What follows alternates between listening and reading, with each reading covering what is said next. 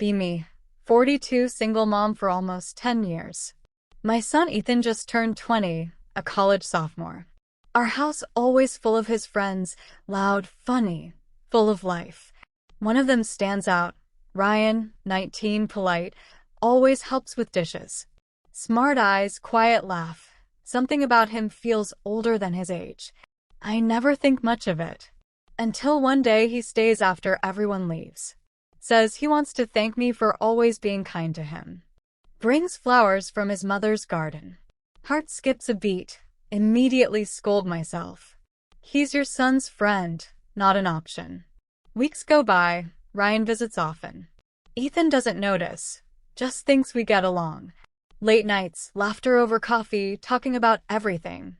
Books, music, life. He listens like no one has in years. One evening he says quietly, "You deserve someone who listens to you like this all the time." I freeze. Feel something spark that shouldn't. Try to pull away emotionally, avoid him for a few weeks. He sends a message, "I'll wait." Somehow that hurts worse. Months pass, emotions don't fade. Ethan goes on a trip with friends. Ryan stops by to check on me after a storm. Power out, candles lit, storm raging. We talk, argue, try to act normal, then kiss. Everything changes. I feel alive again, terrified and guilty. We agree it was a mistake.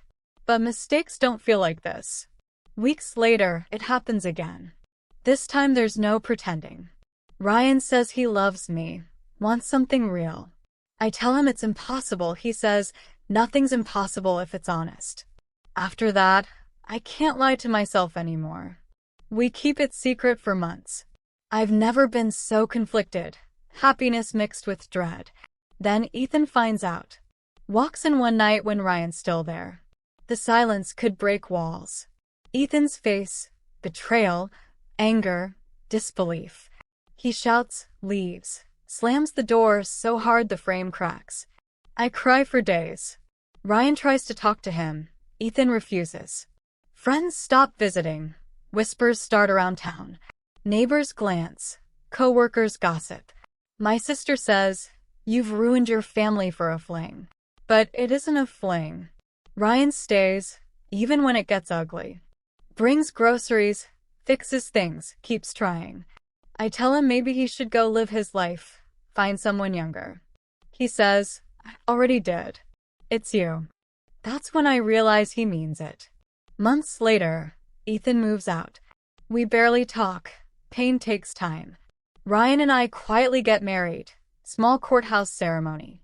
No friends, no family, just 2 signatures and a silence that feels heavy but honest.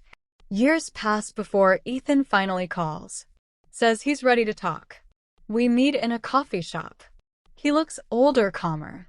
Says he doesn't understand, but he can see I'm happy. That's enough for him. I cry again, this time from relief. Ryan walks in later, nervous but smiling. Ethan nods at him, not quite forgiving but no longer furious. Life doesn't tie itself up neatly. It just keeps moving, softer at the edges. I don't know if the world will ever stop judging. But I've learned love doesn't ask for permission. It just asks for truth. And that's what we built our life on.